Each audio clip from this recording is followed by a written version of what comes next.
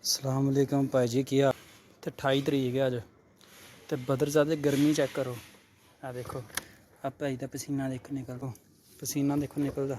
ये आ चेक करो, सही है, थोड़ा साइड मार भाई जी, बहुत गर्मी है। ये आ देखो अज 24 28 26 तरीक की इन्नी गर्मी पै रही है। मेरा हाल देखो, आ देखो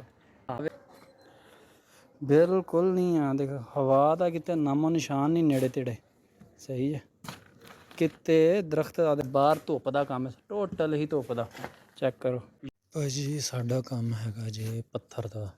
सही है, इस तरीके ना जाविये लाने ने। हाँ देखो लगा हुआ पत्थर लगा हुआ।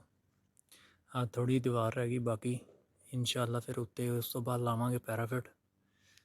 सही है, फिर आए नहीं साड़ी वारी जनाब पैराफिट ते।